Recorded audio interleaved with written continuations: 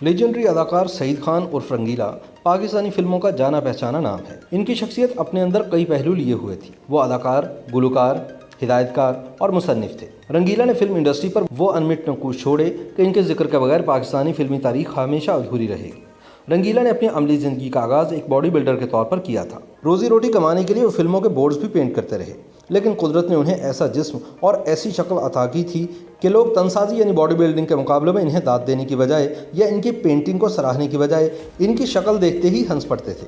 چنانچہ رنگیلا نے فلمی دنیا میں اپنی قسمت آزمانے کا فیصلہ کیا، جو درست ثابت ہوا۔ عجیب و غریب شکلیں بنانا اور جسم کو الٹے سیدھے انداز میں مٹکانا رنگیلا کی اداکاری کا ترا امتیاز تھا، اور کتنی عجیب بات ہے کہ انہی خوبیوں کی بنا پر وہ کئی دہائیوں تک پاکستان کی فلم نگری پر راج کرتے رہے۔ بالخصوص منور ظریف اور رفیع خاور عرف ننھا کی وفات کے بعد وہ تنہائی فن مزاح کے شاہ سوار تھے۔ کوئی بھی فلم بنا رہا ہو تو کہانی کے بوجھل مناظر کو وقتی طور پر دور کرنے کے لیے رنگیلا کا ہی انتخاب کیا جاتا۔ دور تو ایسا بھی رہا کہ جب ہیرو اور ہیروئن سے زیادہ رنگیلا کو اہمیت دی جاتی، جبھی تو ہر اداکار یہ مقام اور رتبہ پانے پر رنگیلا پر رشک کرتا۔ رنگیلا کو پاکستانی جیری لوئس کہا جائے تو غلط نہیں ہوگا۔ ہالی ووڈ کامیڈین اسٹار کی طرح رنگیلا نے بھی جسمانی حرکات اور چہرے کو بگاڑ کر مکالمات کی ادائیگی سے غیر معمولی شہرت پائی۔ پارا چنار میں پیدا ہونے والے محمد سعید خان عرف رنگیلا کی زندگی کا سفر دکھوں، تکلیفوں اور پریشانیوں سے معمور رہا۔ صرف 1 سال کی عمر میں سر سے ماں اور باپ کا سایہ اٹھ جانے کے بعد رنگیلا نے پشاور کا رخ کیا تو 7 بہن تھی۔ محفوظ مقام اور بہتر مستقبل کی تگدو میں زندگی نے کئی آزمائشوں کے سامنے لا کھڑا کیا۔ تعلیم کیا حاصل کرتے، 2 وقت کی روٹی کی جدوجہد شروع کر دی۔ محنت مزدوری کر کے اپنی اور بہن کی زندگی میں بہار لانے کی جستجو رہی۔ ڈرامائی موڑ تو اس وقت آیا جب دلیپ کمار کی فلم سینما میں دیکھی تو جیسے وہ شہنشاہ جذبات کے سحر میں کھو سے گئے۔ فیصلہ کیا کہ میں بھی ایک ایسا ہی مقام اور شہرت حاصل کروں گا۔ جبھی پشاور سے لاہور کا سفر طے کرنے کا ارادہ کیا۔ خالی جیب پیروں کی زنجیر تو بنی، لیکن خود کو اس سے آزاد کرنے کی ٹھان لی تھی۔ گو کہ رنگیلا نے پہلی بار جس فلم میں اداکاری دکھائی وہ سن 1958 میں آئی، لیکن ان کی اداکارانہ صلاحیتوں کا اصل امتحان تو اس وقت شروع ہوا جب وہ پشاور سے لاہور جانے کے لیے ٹرین میں سوار ہوئے تھے، اور تب ٹکٹ چیکر آیا تو 1000 رکعت کی نیت باندھ کر نماز پڑھنے میں مصروف ہو گئے۔ تھک ہار کر ٹکٹ چیکر ناکام لوٹنے لگا تو ٹرین میں سوار ادھیڑ عمر کی خاتون نے رنگیلا کے ٹکٹ کی رقم دی، جو ان کی اس غیر معمولی اداکاری کی پہلی پرستار بنی۔ رنگیلا شروع سے ہی اداکاری کرنا چاہتے تھے، لیکن صرف ایک موقع کی تلاش میں تھے۔ لاہور آ کر پینٹر آزاد کے ساتھ فلمی پوسٹر بنانا شروع کیے تو نگار خانوں تک رسائی ملنے لگی۔ ہر انسان کی طرح وہ بھی خود کو دنیا کا پرکشش اور خوبصورت انسان سمجھنے کی خوش فہمی کا شکار تھے۔ جب ہی مزید دلکش نظر آنے کے لیے باڈی بلڈنگ کا آغاز کیا، لیکن یہاں بھی وہ مذاق ہی بن کر رہ گئے۔ تن سازی کے مقابلے میں شرکت کرنے کے لیے اسٹیج پر آئے، باڈی بلڈنگ کے پوز دیے تو حاضرین ہنس ہنس کر لوٹ پوٹ ہو گئے۔ رنگیلا کہتے ہیں کہ وہ مختلف انداز کے دوران چہرے کے تاثرات کو بھی تبدیل کر رہے تھے، لیکن تماشائی ان پر جملے کستے اور کہہ مار کر مسکراتے۔ یہی وہ لمحہ تھا جب رنگیلا نے سوچا کہ وہ فلموں میں کام کرنے کی لگن اور جستجو کو مزید تیز کریں اور ہیرو بننے کی بجائے کامیڈین کے طور پر اپنی پہچان قائم کریں۔ خوش قسمتی کا دروازہ ان پر بہت جلد ہی کھل گیا۔ ہدایت کار ایم جے رانا کی جٹی کا کامیڈین مسلسل غیر حاضر رہا تو اس معمولی سے کردار کے لیے رنگیلا کو پیشکش ہوئی، جسے رد کرنا انہوں نے ہاتھ آئے موقع کو ضائع کر دینے کے مترادف سمجھا۔ بدقسمتی سے یہ فلم پردہ سیمی کی زینت تو نہ بن سکی، لیکن یہ ضرور ہے کہ رنگیلا کی مختصر لیکن جاندار اداکاری کی دھوم مچ گئی۔ اس دوران رنگیلا نے ڈکشنری سے ڈھونڈ ڈھانڈ کر لفظ رنگیلا منتخب کیا اور اپنی شناخت اب اس نام سے کرانے لگے۔ رنگیلا نے سوچ لیا تھا کہ وہ اب پیچھے نہیں ہٹیں گے۔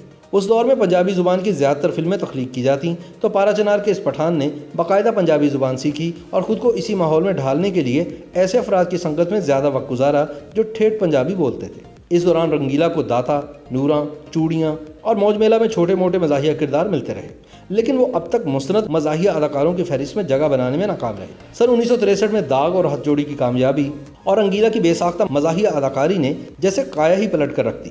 وہ بھی ہر فن مولا مزاحیہ اداکاروں میں شمار ہونے لگے۔ رنگیلا کے مطابق انہوں نے اس وقت کے مزاحیہ اداکاروں کا بغور مشاہدہ کیا، جن میں نظر، ظریف اور آصف جاہ کی کامیابی کا راز کاٹدار اور مزاحیہ جملوں کے برجستہ ادائی تھا۔ رنگیلا نے ان سے 2 قدم آگے بڑھ کر اپنے چہرے کے الٹے سیدھے تاثرات اور جسم کو عجیب و غریب انداز میں ڈھال کر خود کو اپنے ہم اثروں سے ممتاز بنایا۔ اسے خوش قسمتی ہی کہیے کہ رنگیلا کو کریئر کے اس موڑ پر منور ظریف کا ساتھ مل گیا اور دونوں نے ایسی جوڑی بنائی جو ہر فلم ساز کی اولین ترجیح بن گئی۔ بلکہ کئی فلمیں تو ایسی ہیں جن میں یہی 2 کامیڈین بطور ہیرو جلوہ گر ہوئے۔ رنگیلا نے کم و بیش 650 سے زائد فلموں میں کام کیا۔ ان میں 244 اردو، 395 پنجابی اور 19 فلمیں پشتو زبان کی بھی تھیں۔ بطور پروڈیوسر اور ہدایت کار بھی ان کی صلاحیتیں نکھر کر سامنے آئیں۔ سن 1973 میں جب انہوں نے سنجیدہ موضوع کے گرد گھومتی، دیا اور طوفان کی ہدایات دینے کا اعلان کیا تو بہت سو نے ان کا مذاق اڑایا۔ रंगीला की ख्वाहिश थी कि फिल्म में हबीब काम करें, लेकिन इन्होंने अनाड़ी हिदायतकार होने के खदशे के पेश नज़र साफ इनकार कर दिया। कुछ ऐसा ही मौसीकारों और नगमा निगारों ने भी रवैया इख्तियार किया। हद तो ये हो गई कि फिल्म साज भी इस तख्लीक की तकसीमकारी में दिलचस्पी नहीं दिखा रहे थे। ऐसी सूरत हाल में रंगीला ने गैर मारूफ मौसीकार कमाल अहमद को मुंतखब किया, जिन्होंने दिलों के तार छेड़ने वाली धुनें बनाई, जबकि रंगीला की हिदायतकारी का मयार भी मंझे हुए तख्लीककार की तरह रहा। दिलचस्प सूरत हाल तो उस वक्त हुई जब रंगीला ने भी गाने की जिद पकड़ ली। मौसीकार कमाल अहमद भी परेशान थे, इनकार की सूरत में फिल्म से महरूम हो सकते थे, लेकिन इन्होंने जहानत का मुजाहरा करते हुए रंगीला के सामने ये शर्त रखी कि वो खुद ये गीत तैयार करेंगे। रंगीला की हामी भरने के बाद ये गीत गा मेरे मनवा गाता जा रे तैयार हुआ, जिसे इन्होंने गाया, लेकिन फिल्म में एजाज पर अक्सबंद किया गया। ये गाना उस वक्त से अब तक अपनी मकबूलियत नहीं खो सका। यूं बतौर गुलकार भी रंगीला ने खुद को मनवा लिया। इस गीत के बाद कॉमेडियन ने कई और गीत भी गाए। रंगीला की दिया और तूफान हाउसफुल रही और हफ्तों तक सिनेमा घरों में लगी रही। जो नाकिदीन इनको मस्खरा होने का ताना देकर इनका मजाक उड़ाते, इन पर तंज करते, अब वो भी इनकी फिल्म में काम करने के लिए बेचैन रहते। इस फिल्म के बाद रंगीला ने रंगीला, दिल और दुनिया और दो रंगीले बनाकर खूब शोहरत समेटी। लेकिन वो जो कहते हैं कि हर कमाल को ज़वाल है, एक दौर ऐसा भी आया कि रंगीला की बनाई हुई बेशतर फिल्में बुरी तरह नाकामी से दुचार हुई। इनमें मेरी मोहब्बत तेरे हवाले, कुबड़ा आशिक, सुबह का तारा और औरत राज नुमाया हैं। ढलती हुई उम्र और लोगों का ज़ौक़ बदलने की वजह से वो याद माजी बनते रहे। 4 दहाइयों तक राज करने वाला ये बासलाहियत फनकार उम्र के आखिरी हिस्से में स्टेज ड्रामों में भी जलवागर हुआ।